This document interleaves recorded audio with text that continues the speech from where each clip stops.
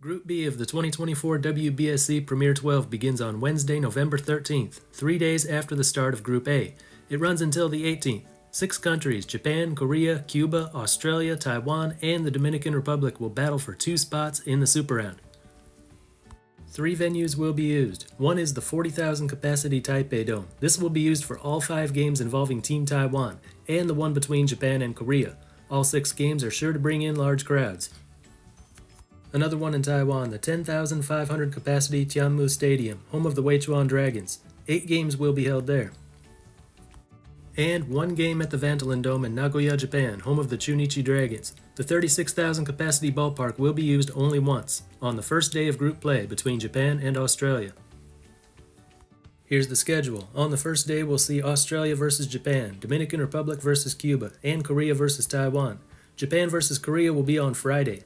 On the final day we'll see Korea and Australia. If you remember the last WBC, you'll know that one could really mean something.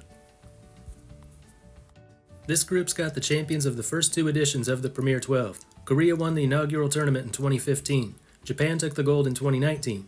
They were also the 2 finalists in 2019. And 4 other countries are hoping to get there for the first time. So let's take a look at the 6 teams in Group B. Japan, the defending Premier 12 champions, WBC champions, Olympic champions, number 1 in the WBSC World Rankings, the undisputed top team in international baseball in the last 5 years. But this Samurai Japan team looks like the most beatable team we've seen in that time.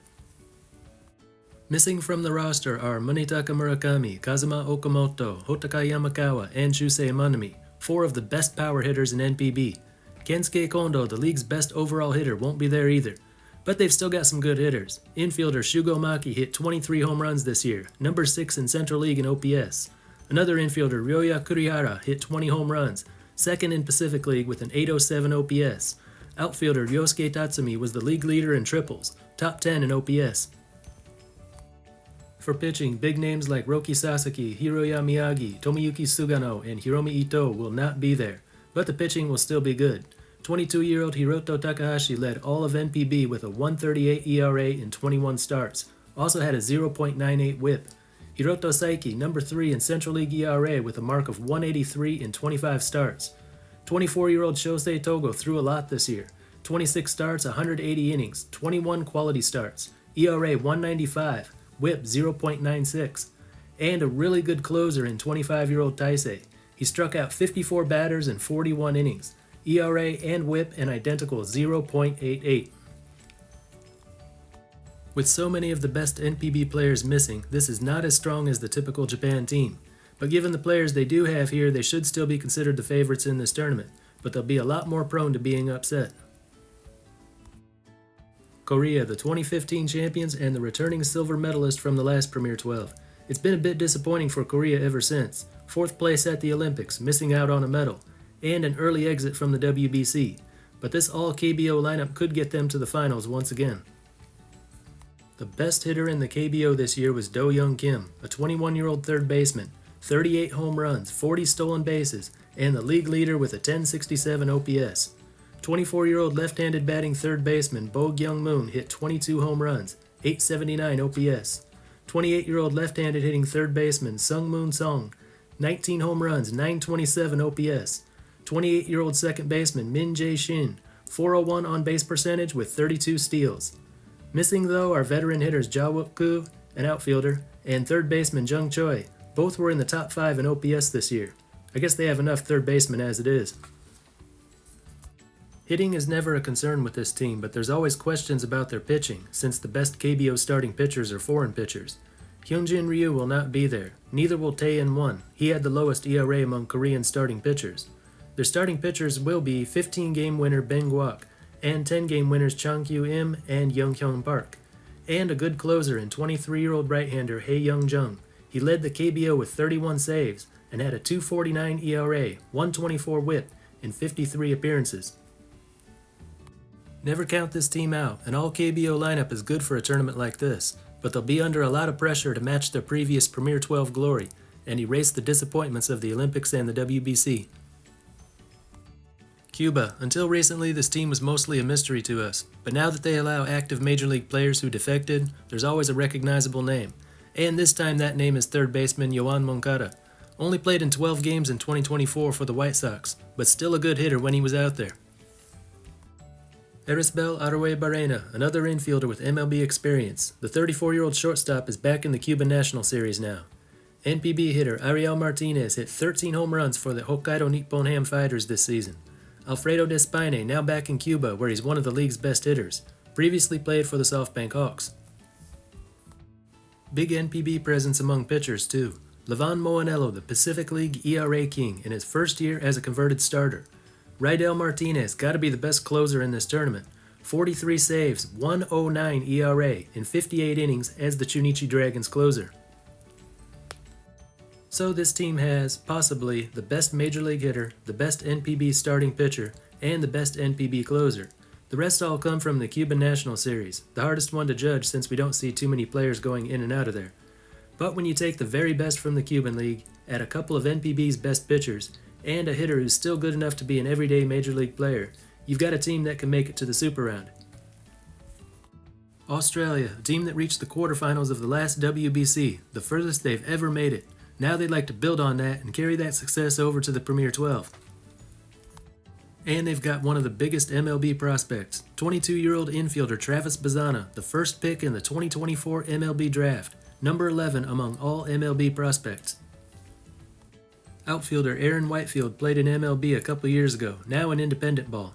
Other hitters to watch are catcher Robbie Perkins, infielders Robbie Glendinning and Darryl George, and outfielder Tim Kennelly, all good hitters in the Australian League. Among pitchers, the only one with MLB experience is Warwick Saupold, but that was back in 2018. Tim Atherton has been a trusted arm in the rotation for the national team. John Kennedy, a trusted reliever, had a 1.96 ERA in 23 innings in the ABL last year for the Melbourne Aces.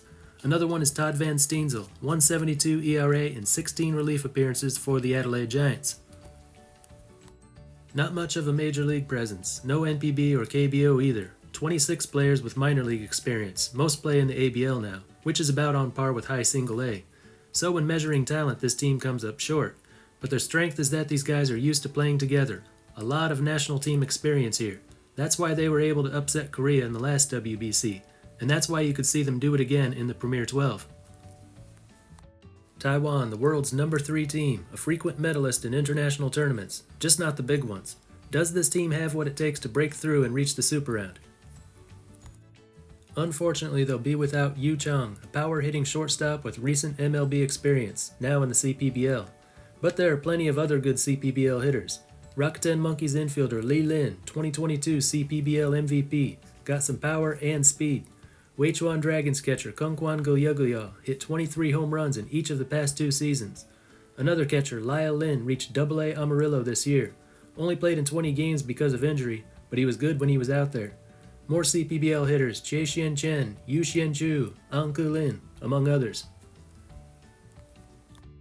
Pitching is led by 24-year-old Rui Yang Gu Lin, the CPBL ERA leader in 2024. He had a 1.66 ERA in 21 starts this season. They'll be in good hands when he's on the mound, but the other top starting pitchers in the CPBL were all foreign pitchers. Taiwan fans might be a little nervous when someone else is on the mound. In the bullpen, they've got a good MLB prospect in 22-year-old Wen Hui Pan. He reached high single-A Jersey Shore in the Phillies system, 21 innings and 14 appearances, with an ERA of 1.29 and a whip of 0.952. So they've got a lineup full of good hitters, and a true ace they can bring out for whichever game they deem the most important. They'll be underdogs here, but if they play smart, don't make any mistakes, capitalize on other teams' mistakes, they can pull off a serious upset or two.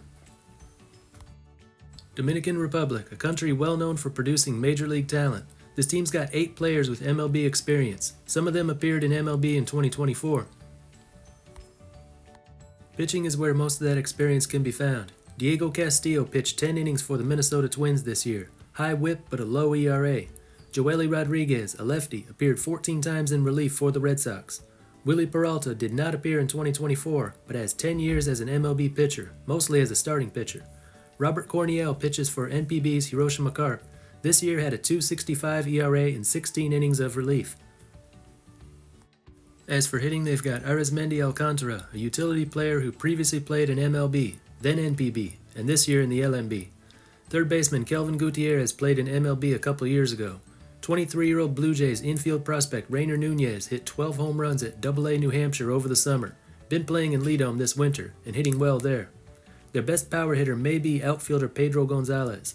In the Atlantic League this year, he hit 29 home runs with a .943 OPS in 105 games. Despite being the biggest source of imported players in MLB, Dominican Republic is ranked number 12 in the world, just good enough to make it here. And in the last Premier 12, they lost 2 out of 3 and were sent home.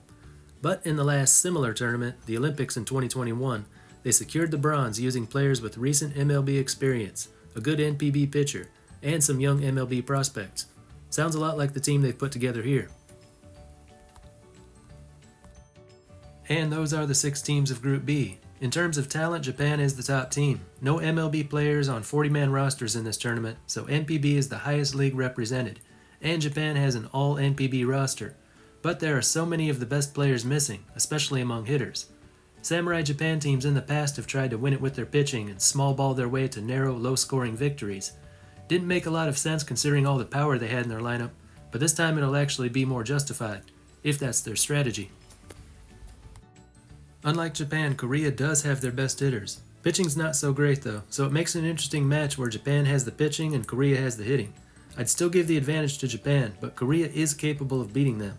And for once they're playing at a neutral site. Japan's almost always had home field advantage when these two meet.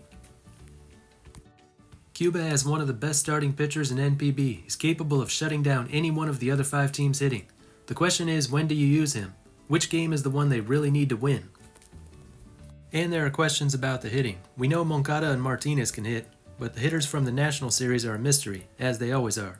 A lot of good hitters come from there, but you have to wonder about a league that was dominated this summer by a couple hitters in their 40s. Australia and Taiwan, on paper, look like they don't match up well with Japan, Korea, and Cuba, but both countries play well as a team. Between the two, I'd give the advantage to Taiwan. They've got the best from the CPBL, and they're playing all 5 games at home. They will not be winless in group play, that I can say for sure. Dominican Republic, I don't know. Yeah, they've got a few recent MLB players, an NPB reliever, a decent prospect. With the talent Dominican Republic has in the country, they could have put together a better roster than this though. Doesn't look as good as the Olympic roster they had. I don't see them being competitive. In fact, they are my pick to finish last. Number 5, Australia. Number 4, Taiwan. Both countries will play well, but it won't be enough to get in the top 3. Cuba versus Korea could be a really interesting one. Korea has better hitting, but if Cuba decides to go all in on this one and use their very best pitchers, they'll be able to shut down Korea's offense, and Cuba's hitting will be good enough to score a few against the Korean pitching. That's what I think they'll do, and that's what I think will happen. Korea will look better here than they did in the WBC, but they'll just miss out. Korea 3rd, Cuba 2nd. That means I've got Japan winning this group, but I do think that both Cuba and Korea are capable of knocking them down. I won't be surprised at all if there's a 3-way tie at the top, or even if Cuba and Korea advance and we witness a super round at Tokyo Dome without Japan. But that's just what I think. Let us know what you all think down in the comments. That's all for this one, and until next time, this is Baseball International.